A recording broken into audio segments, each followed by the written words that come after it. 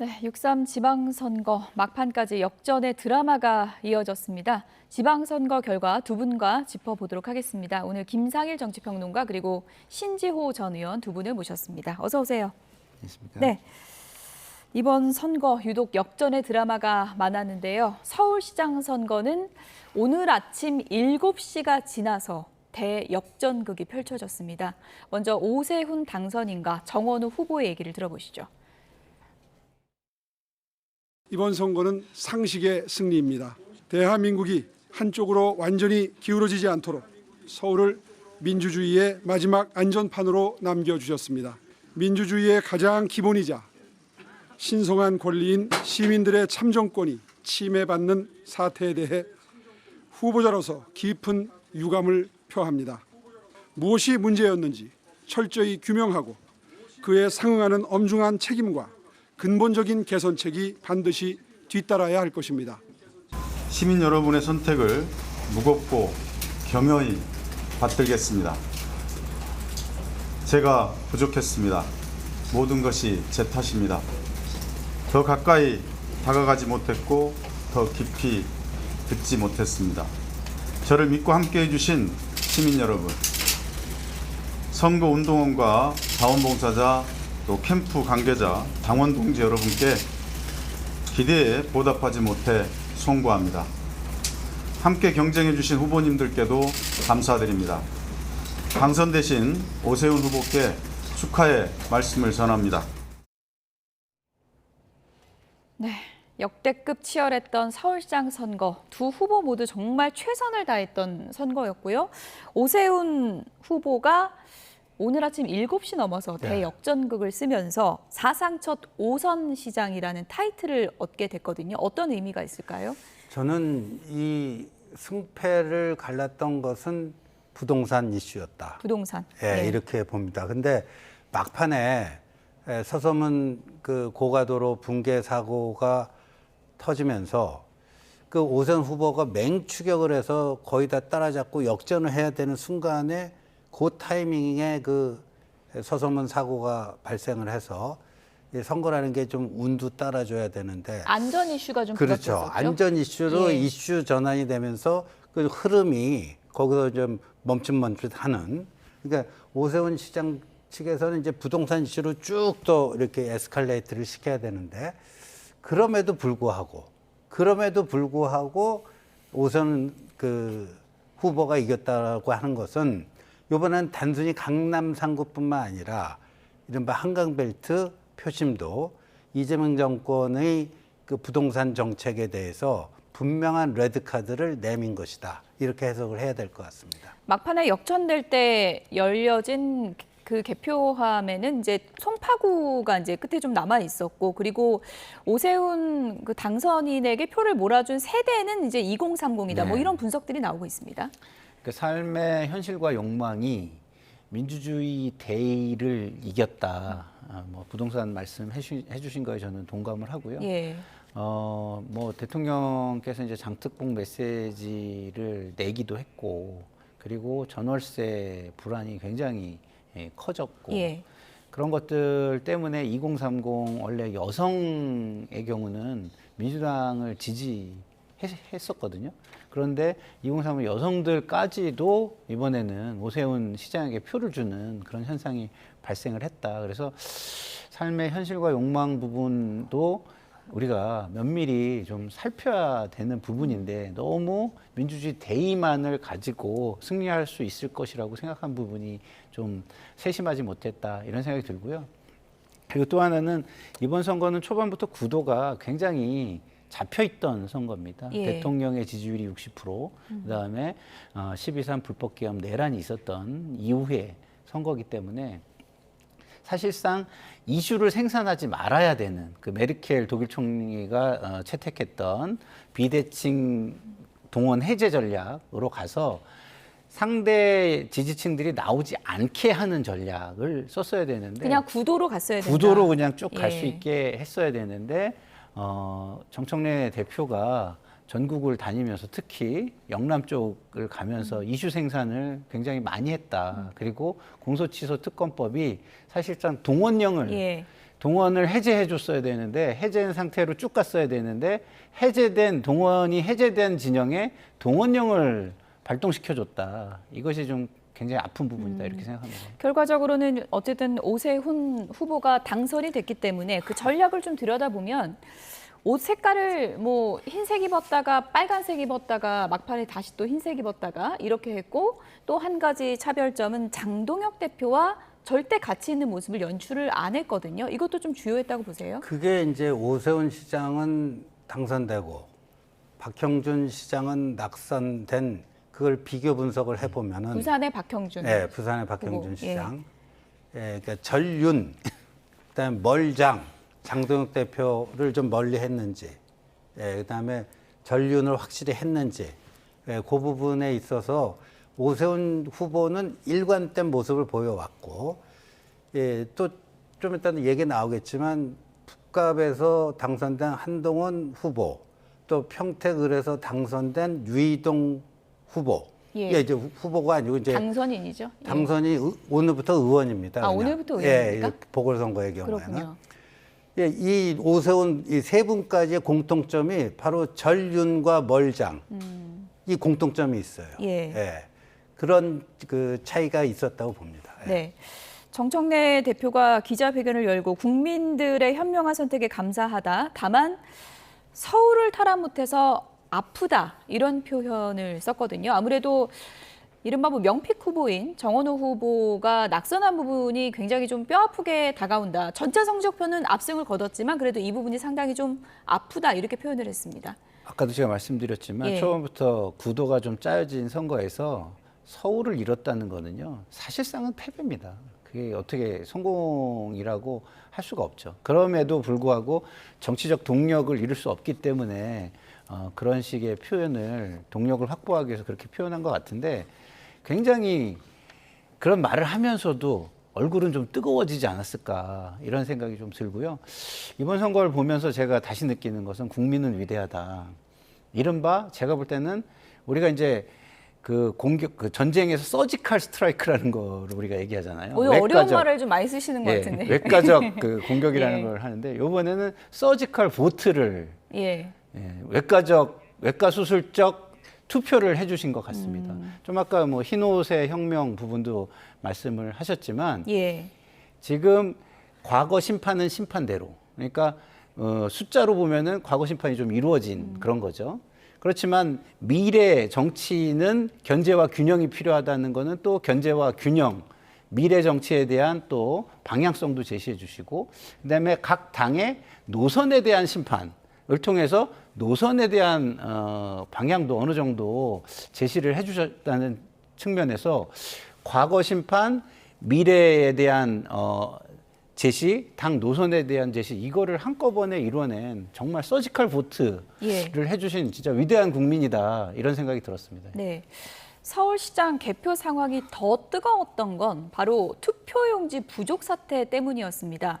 어제 제가 저녁 시간에 개표 특보를 하면서 속보를 받았는데 처음에는 좀 믿기지가 않았거든요. 종이가 부족해서 투표를 못한다는 게 상황이 좀 상상이 안 가는데 이 파장이 상당히 커졌고 지금 잠실의 그 문제의 투표소에는 아직들도 지금 주민들이 앞에서 항의를 하고 있는 그런 상황이거든요. 어떻게 보셨어요? 이거는 뭐 있을 수 없는 일이 발생한 거고 예. 그 일이 발생한 것도 문제지만 선관위의 해명이 더 분노를 자극한 것 같아요. 이렇게 많이 올 줄 몰랐다. 이렇게 많이 올 줄 몰랐다. 예. 지금 4년 전 기준으로 준비를 해놨다. 그걸 변명이라고 합니까? 그걸 변명이라고 해요? 예. 그리고 선관위에 대해서 뭔가 이제 견제를 하려고 그러면 우리는 엄연한 무슨 헌법상 독립기관이니까 우리 뭐 내부 자율성을 존중해달라? 선관위 맨날 그 얘기 하거든요. 그런데 그 정말 국민 분노지수, 그 어떤 상식에 벗어나는 그런 행정, 행위, 그 준비와 그리고 더 아까도 말씀드렸듯이 그 말도 안 되는 해명. 그래서 차제에 예. 저는 선관위 이 거버넌스에 대한 전면적인 좀 개편이 필요하다. 이거 없이는 그리고 또 이런 게 있습니다. 저는 부정선거 음모론 이건 정말 암적인 존재고 민주공화국 대한민국이 형편없는 나라다, 후진국이다. 이게 누워서 침 뱉기식 그 음모론인데 이 선관위의 이러한 그 행태 때문에 오히려 그들이 살아갈 수 있는 연료가 되는 그러니까 거죠. 그들에게 예. 엄청난 그 자양분을 심어준 거예요. 예. 예. 그래서 이번에 하여간 철저한 그 대책이 좀 마련돼야 된다 이렇게 봅니다. 부실 관리 논란이 이제 도마 위에 본격적으로 오른 것이고 많은 분들이 그렇게 생각하실 겁니다. 선관위에서 한 표를 꼭 행사하라고 네. 독려를 해놓고 막상 용지를 준비를 안 했다는 게 납득이 안 가는 그런 상황인데요. 어떤 대책이 좀 필요하다고 보세요? 뭐 대책 이전에 먼저 말씀드리면 제가 시장 실패, 정부 실패라는 단어는 많이 써봤는데 예. 선관위 실패라는 말을 쓰게 될지는 정말 몰랐습니다. 예. 이건 정말 선관위 실패고요. 이 선관위 실패는 왜 비롯됐느냐? 저는 선관위 구성원들의 우월적 특권 의식이 만들어낸 사태다 이렇게 예. 생각을 해요. 세상을 바라보면서 우리는 우리의 생각대로 모든 걸 할 수 있고 그 투명성은 담보를 하지 않아도 되고 외부의 견제도 우리는 거부할 수 있고 예. 이러므로써 결국에는 가족 회사를 만들어놨잖아요. 일종의 특권 그 임용에도 특권을 부여해가지고 가족들을 임용하는 그런 가족 회사를 만들어놓은 이런 우월적 특권 의식이 우월주의가 오만을 만들어냈고 그것이 국민의 기본권인 참정권을 무시하는 정도에 이르렀다. 자, 50%의 투표용지를 준비했다? 이 자체가 불법입니다. 투표용지는 하루 전에 투표소에 와 있어야 되거든요. 총 유권자 수는 정해져 있는 정해져 건데. 있고. 예. 그러면은 만약에 본인들의 예측이 틀리면 그 다음부터의 투표는 다 불법이 되는 겁니다. 그렇군요. 투표용지가 불법이니까. 예. 근데 그런 오만한 생각을 발상을 했다? 그리고 그것이 결제 라인을 통해서 결제가 됐다?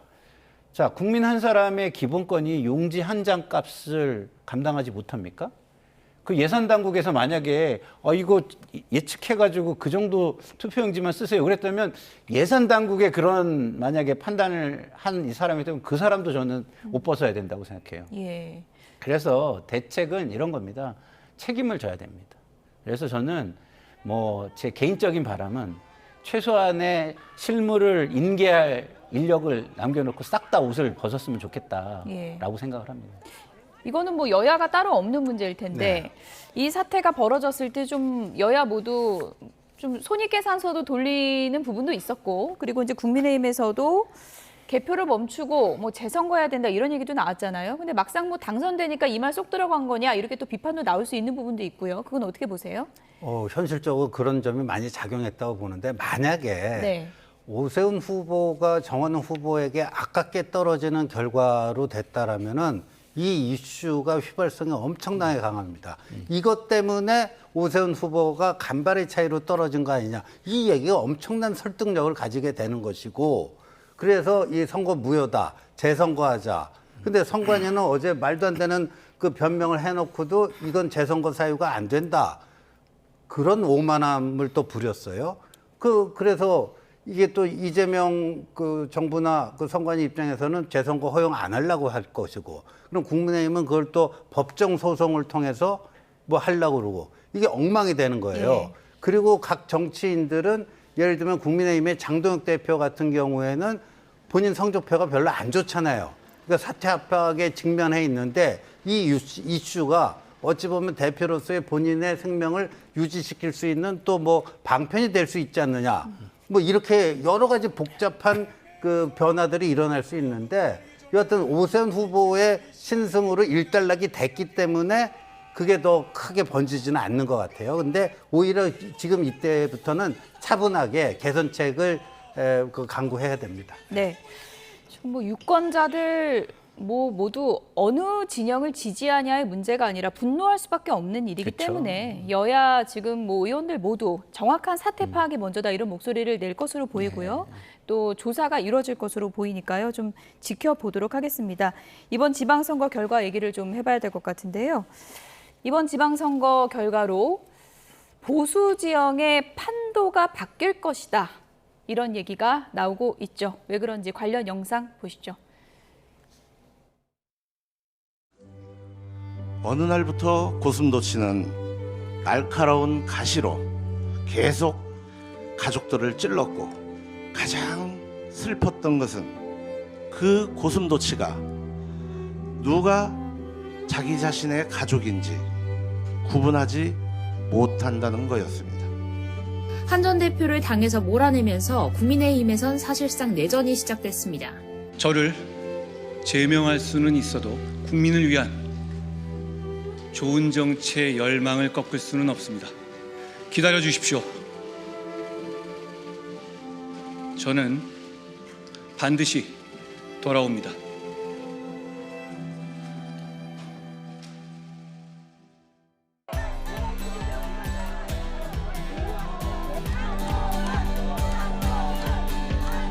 한동훈 후보가 나와가지고 보수를 재건하겠다 그러는데 지금 이 상황까지 오게 만든 사람이 누굽니까?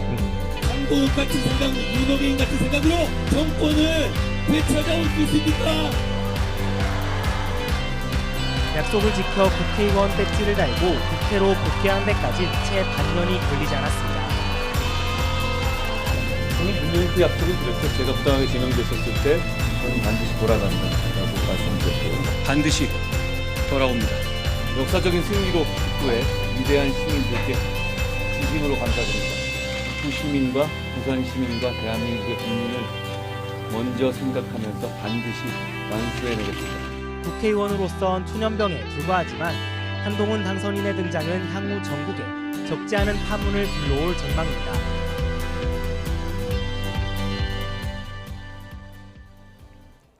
네, 한동훈 당선인 무소속 6번을 달고 국회에 입성했습니다. 이 얘기 잠시 뒤에 나눠보도록 하고요. 조금 전에 들어온 속보를 좀 먼저 전해드리겠습니다.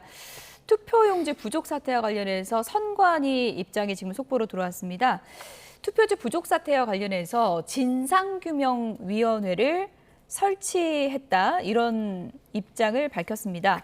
또 잠실 7동 제2투표소 투표함, 지금 이 투표함이 밖으로 나오지 못하고 있는 상황이고요. 주민들은 계속해서 항의를 하고 있는 그런 상황이죠. 앞서 저희가 취재기자 연결해서 현장 상황을 전해드리기도 했는데요. 이 잠실 7동의 제2투표소의 투표함을 개표하기 위해서 주민을 설득하고 있다, 이런 입장을 밝혔습니다. 주민들이 굉장히 강력하게 항의를 하고 있는 그런 상황이기 때문에 개표가 원활하게 이루어질 수 있을지는 지켜봐야 될 것으로 보이는데요. 선관위가 진상규명위원회를 설치했고 개표를 위해 설득을 하고 있다, 이런 입장을 밝혔다는 점 전해드리겠습니다. 네, 한동훈 당선인 무소속 6번을 달고 부산 북구 갑, 이번 선거에서 가장 핫풀이었는데 무소속으로 국회에 입성을 하게 됐습니다. 어떤 정치적 의미가 있을까요? 예, 최근에 보수 정치에는 두 개의 노선이 있었습니다. 윤석열 노선이 있고 한동훈 노선이 있었습니다. 개헌과 탄핵, 그리고 부정선거, 또 보수 쇄신에 대한 입장이 다 갈렸어요. 극과 극이고, 나중에는 장동혁 당권파에서 한동훈을 무리하게 찍어내는 과정에서 거의 철천지 원수처럼 되는 이른바 보수 내전까지 벌어졌는데, 이번 북갑 선거가 가지는 중대 의미 중에 하나가 국민들이 그 윤석열 노선과 한동훈 노선 중에 어떤 게 옳은 것인지, 어느 길로 가야 되는지 국민들이 선택해 주신 겁니다. 윤석열 노선은 뭐 박민식 후보로 대표됐다, 그렇죠. 이렇게 보십니까? 예. 예. 그래서 이 북갑 선거의 결과, 그다음에 평택을 유이동 후보의 당선, 또 오세훈 서울시장 당선, 이 모든 것들은 윤석열 정치에 대한 국민적 퇴장 명령이다. 이번 그 표심에 담긴 중대 의미 중에 하나가 윤석열 정치는 더 이상 있어서는 안 된다, 퇴장 명령을 내린 거예요. 그런 점에서 굉장히 그 의미가 깊은. 근데 문제는 이런 그 선거를 통해서 나타난 민심의 준엄한 명령을 받드는 게 정치인데, 예. 거기에 또 거역하려는 사람들이 있어요. 아까 전에 뭐 화면에 뭐 어떤 사람도 나와서 이상한 소리 하던데. 예. 근데 이 표심을 받들고도 계속해서 그렇게 되면은 뭐 그분들은 또 다른 또 뭐 심판이 기다리고 있지 않겠나 이런 생각이 듭니다. 네. 제가 지금 마침 국민의힘 장동혁 대표 얘기를 하려고 했는데 장동혁 대표 입장이 속보로 들어왔습니다. 그래서 그 입장을 좀 전해드리겠습니다. 장동혁 국민의힘 대표가 이번 지방선거 결과와 관련해서 입장을 밝혔네요. 아쉬운 결과, 송구스럽다. 그러나 희망의 불씨를 지켰다. 이런 입장을 밝혔고요. 오만한 이재명 대통령 그리고 민주당에 맞서 한국을 지키라는 명령이다. 이런 의미 부여를 했습니다. 이 마지막 줄이 중요하네요. 제 막중한 책임을 외면하지 않고 새길을 찾겠다. 장동혁 대표 거취와 관련해서 많은 분들이 선거 다음 날 무슨 얘기를 할 것인가 이게 관심이었는데 막중한 책임을 외면하지 않겠다. 이거는 당대표 계속 유지하겠다. 이렇게 해석을 해야 되는 게 맞는 거죠. 그렇죠. 예. 예. 허탈한 웃음뿐이 안 나오고요. 많은 국민들도 굉장히 허탈하지 않을까. 우려했던 부분이 전개된다. 이렇게 생각을 할 거예요. 저도 사실은 평론에서 민주당의 사실 많은 부분 비판을 제가 평상시에는 해왔던 부분을 자제한 게 있어요. 그건 왜 그러냐? 이 내란에 대해서 면죄부를 주는 일이 있어서는 안 되겠다라고 저는 생각했기 때문인데 지금 말씀하신 대로 이번 선거는 면죄부를 주지 않고 서지컬 보트, 외과적 수술 그 선거 투표를 해주셨는데도 그거를 면죄부 삼으려고 하는 시도가 지금 이루어지고 있는 것이다. 해석을 잘못하고 있는 겁니다. 해석을 아주 잘못할 뿐만 아니라 역사에 정말 제가 볼 때는 죄가 될 만한 해석을 하고 있다라는 생각이 들고요. 이번 선거는 심판 선거였습니다. 한동훈 대표의 선거가 그 대표적으로 보여주는 거예요. 이재명 정부에 대한 평가 선거이기도 했는데 유독 그 지역은요. 내란 심판과 노선 심판, 보수 노선 심판 선거가 프레임으로 만들어졌어요. 예. 그래서 이재명 정부 평가는 뒤로 밀렸습니다. 그리고 그러면 보수의 노선은 어디로 갈 것이냐를 전국이 주목하게 됐고 그렇기 때문에 그 지역이 언론 아마 보도 순위에서 거의 1위일 겁니다. 1위. 왜 그럴까요? 단순히 하정우 후보가 되냐 안 되냐 이것 때문일까요? 아니죠. 양대 축인 보수, 진보의 보수의 한 축의 노선이 어떻게 갈 것이냐라는 것을 모두가 관심 있게 봤기 때문이라고 보고 말씀하신 대로 그 노선을 굉장히 높았잖아요. 그렇죠. 그래서. 그 노선을 정해준 선거다라고 생각하는데 그거를 자기 살 길이 열렸다라고 해석하는 분이 있다는 것에 대해서 정말 허탈하고 웃음뿐이 나오지 않는다. 허탈한 웃음뿐이 나오지 않는다. 이런 말씀을 드립니다. 어쨌든 전체적인 성적표는 12대 4. 국민의힘이 전체적인 결과로는 이제 참패를 한 건데 이 결과를 놓고 이제 장동혁 대표는 희망의 불씨를 지켰고 내 책임을 외면하지 않겠다. 그러니까 대표 자리를 지키겠다 이렇게 해석할 수 있을 것 같은데 그렇게 보면은 한동훈 당선인이 이제 국회에 들어와서 복당하려고 해도 난 복당을 받지 않겠다. 뭐 이런 의미로까지 해석할 수 있겠습니까? 뭐 그런 의미로까지 해석이 되는데요. 책임을 외면하지 않으려면 그만두는 게 책임을 외면하지 않는 길인데 오늘 아침 뭐 동아일보 사설에도 당장 물러나라 그런 건데 자 희망의 불씨를 살린 게 경북 정도만 이길 줄 알았는데 대구도 이기고 경남도 이겼다 뭐 그런 걸로 얘기할 수가 있는데 서울도 좀 서울은 본인하고 상관없다는 거 그 서울에 숟가락 얹히기는 힘들 거예요.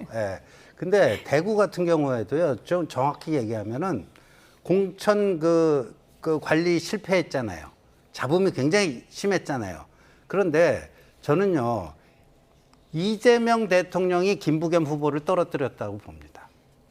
이쪽이 잘해서, 국민의힘이 잘해서 추경호 후보가 당선된 게 아니고, 이재명 대통령이 공소취소에 스타벅스 가고 너무 오버하고, 그리고 선거 하루 전날 검찰 업무 보고를 받으면서 과거에 잘못한 일이 있으면 사과하고 취소하라? 그 취소라는 단어 듣는 순간 아이고 자기 재판 취소하라는 거구나. 이게 이재명이 김부겸을 떨어뜨린 거예요. 그리고 그게 대구, 경남 이런 데 영향을 미쳤고 심지어 울산도요. 저기 진보당하고 단일화를 했대지만 간발의 차이거든요. 그러면 박맹우 무소속 후보 공천관리 잘해서 컷오프 안 시키고 했으면 울산도 이길 수 있었던 거예요. 그러니까 이런 건데 그거를 마치 자기가 뭐 좀 잘해서 뭐 한 것 같다? 이런 거 보고 참 뭐라고 해야 될지 참 어안이 벙벙해지는 순간입니다. 예. 어쨌든 뭐 장동혁 대표는 많은 분들이 또 예상을 했던 게 버티기에 들어갈 수 있다 이런 예상을 했었는데 이렇게 버티기에 들어갈 경우 한동훈 당선인이 이제 국회에 입성하고 친한계 움직임이 본격화되면 보수 지형도가 어떻게 된다고 볼 수 있는 거예요? 저는 갈등이 굉장할 것 같은데요. 다음 총선을 국회의원들이 생각을 안 하겠습니까? 하죠. 그러면 자연스럽게 정풍운동이 시작될 거라고 봐요. 그리고 저는 유이동 후보가 4선이잖아요. 저는 유이동 후보에게 기회가 열렸다. 원내대표 선거에 바로 저는 나설 수 있겠다. 그리고 저라면은 나서라라고 제안할 것 같아요. 그래야 그 정풍운동을 하려는 의원들의 구심점으로 해가지고 이걸 이끌 수가 있거든요. 본인의 정치를 열어갈 수 있거든요. 뭐 대표적인 게 뭡니까? 국민의힘 내 대안과 미래, 대안과 미래라는 그 그룹은 사실상 당의 리더십을 인정은 해줬지만 그 책임을 묻겠다라는 선언을 했어요. 그럼 앞으로의 노선이 윤어게인 노선으로 갈 수 없다라는 걸 잘 알고 있는 그룹일 겁니다. 그리고 그렇게 가서는 다음 선거에서 자신들의 입지가 어떻게 될 것이라는 걸 잘 아는 그룹일 거라고 보는데 그 그룹을 유이동 후보가 원내대표에 나섬으로써 결집력을 높이고 확대할 수 있는 기회가 열렸다라고 보고 그게 성공한다면 저는 장동혁 대표가 버틸 수 있을까? 영남 자민련으로 가겠다는 노선을 지지할까? 저는 다음 선거에 나설 국회의원 후보들이 그걸 지지하기 어려울 거다 이런 생각이 듭니다. 유이동 당선인 얘기를 해주셔서 평택을 질문도 좀 드려야 될 것 같은데요. 뭐 유이동 당선인에게는 좀 신뢰가 되는 표현일 수 있지만 많은 분들이 또 이거 어부질이다 이런 표현도 썼잖아요. 이 유이동 후보 당선을 좀 예측하셨습니까? 어떻게 보세요? 선거라는 거는 그 구도라든가 환경을 최대한 활용해서 이기는 자가 뭐라고 해요?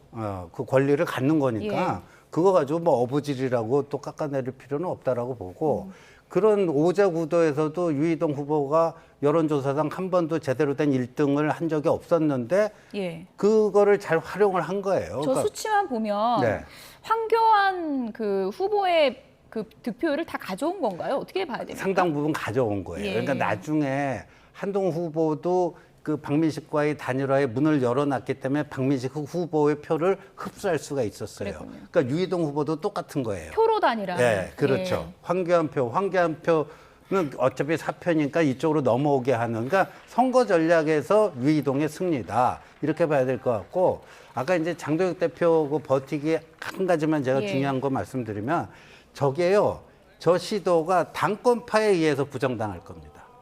저는 그렇게 봐요. 지금 부산에 이제 한동훈까지 돼서 18명인데 그 전에 17명 그 국회의원 중에 친한계라고 분류될 수 있는 사람이 조경태 의원, 정현욱 의원, 정성국 의원 3명뿐이 없었어요. 그런데 어젯밤 한동훈의 당선으로 나머지 14명의 의원들 중에서요, 제가 볼 때 한 두어 명 빼고는요, 이제 2년 후 본인의 총선 생각해 가면서 한동훈과 가까워지려고 할 거예요. 뭐 곽규택 의원도 있고. 그렇죠. 그래서 이른바 기존의 친한계가 아닌 뉴한계라고 하는 이런 말들이 이제 유행을 할 겁니다. 그리고 그 기존 당권파 중에서 한동훈에 대해서 아직까지 거부 반응 갖고 있는 의원들도 있을 수 있어요. 근데 그분들은 장동혁은 이제 끝났다. 장동혁으로 더 이상 우리의 기득권을 유지하는 거는 힘들다.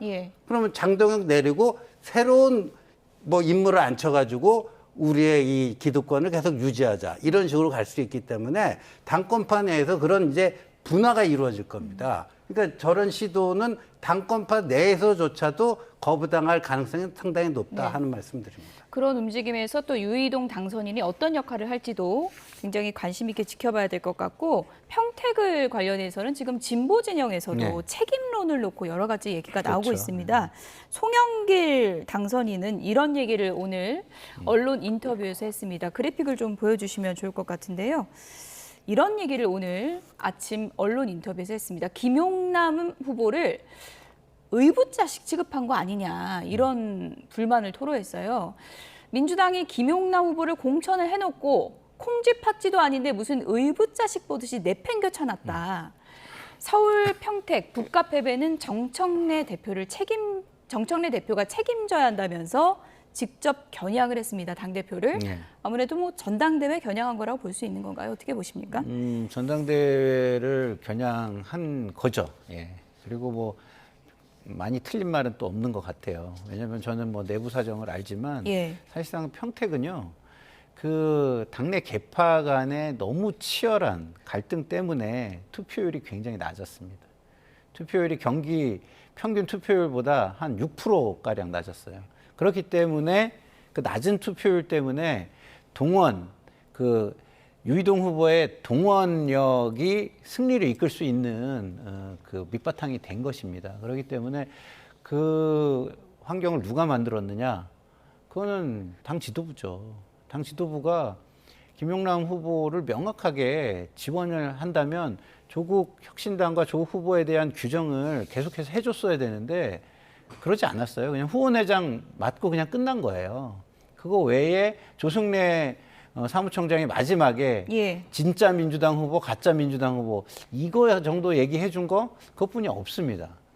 지속적으로 메시지를 내거나 찾아가거나 그러지 않았어요. 비유가 좀 그렇긴 하지만 뭐 의붓자식 취급했다, 이 말이 꼭 틀린 말은 아니다, 이렇게 그렇죠. 보시는 거군요. 예. 그렇기 때문에 이것이 보여주는 것은 8월에 치열한 전대를 예고해주는 모습이다라고 저는 봅니다. 이원택 후보가 결국 당선됐고 조국 후보는 결국 입성을 못했어요, 국회에. 이 부분을 보면은 이제 정청래 대표의 앞길이라고 할까요? 향후 전당대회 입지라고 할까요? 어떻게 분석하십니까? 앞길은 좀 어둡죠. 예, 앞길은 좀 어두울 수밖에 없고, 저는 그 평택을 같은 경우에는 예.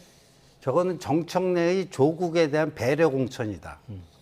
왜냐하면 보수당에서 넘어온 사람을 공천함으로써 조국 후보가 내가 진짜 민주 진보 진영의 여기 평택의 적자야 할 수 있는 공간을 열어준 거예요.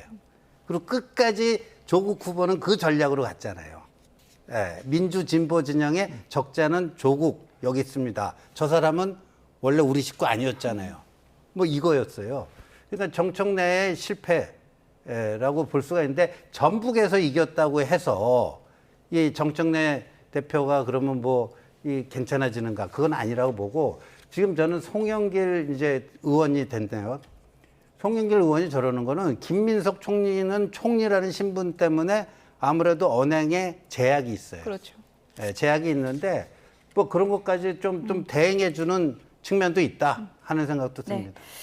제가 좀만 좀 보태면, 예, 간략하게 부탁드립니다. 예. 대구나 전북은 굉장히 의미를 우리가 시청자들도 좀 새겨볼 필요가 있다고 생각합니다. 왜냐하면 전부 다 대구에서 김부겸 후보가 45% 역대 있지를 않았어요. 전북에서 무소속 후보가 40몇 프로 있지를 않았어요. 이거는 양쪽이 그 진영 내에서 주는 정말 경고이자 빨간등이다라고 보시는 것이 맞다라는 생각이 듭니다. 네, 대구시장 선거 언급해 주셔서 마무리는 좀 훈훈하게 해볼까 합니다. 치열하게 싸워도 깊은 여운을 남긴 선거가 바로 대구시장 선거였는데요. 관련 영상을 보시죠.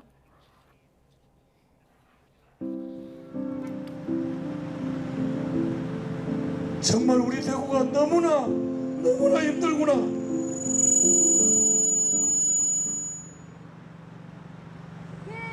대구 시민들 속에서 터져나오는 그 간절하고 대구 청년들의 그 애절함 때문에 제 뼛속 깊이 이대로는 안 된다. 그동안 오랜 선거 기간 동안 부족한 저희들을 위해서 아낌없이 박수 쳐주고 응원해 주시고 성원해 주시고 이렇게 많은 함성을 보내주시면서 사랑 보내주신 데 대해서 감사 말씀을 드립니다. 우리 사모님 감사 인사하라고 했는데 왜 울먹이고 왜 눈물을 흘리려고 그래요? 여러분의 사랑이 너무 벅차서 그런가 봅니다. 여러분께 정말 감사드립니다.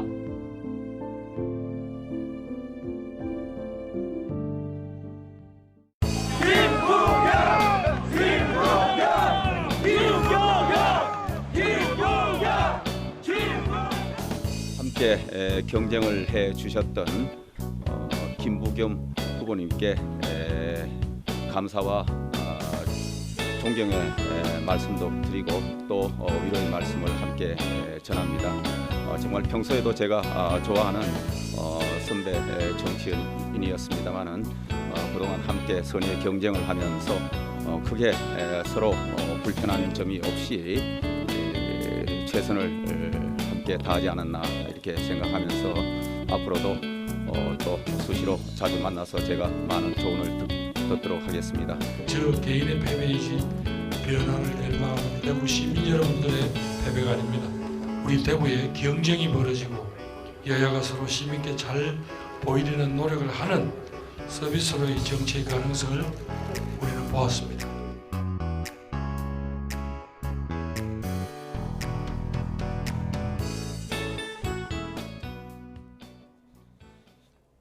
네, 정치에는 경쟁이나 네거티브만 있는 게 아니라 저런 또 선의의 경쟁, 또 포옹, 서로를 또 진심으로 아끼고 협력하는 저런 모습이 있다는 걸 보여주는 선거였던 것 같습니다. 좀 가슴이 뭉클해지는데요. 예. 저는 김부겸 후보를 보면서 추경호 후보가 지금 내란 주요 임무 종사자 혐의로 기소돼서 재판 중인데 그거 얼마든지 네거티브 할 수 있는데 안 하더라고요.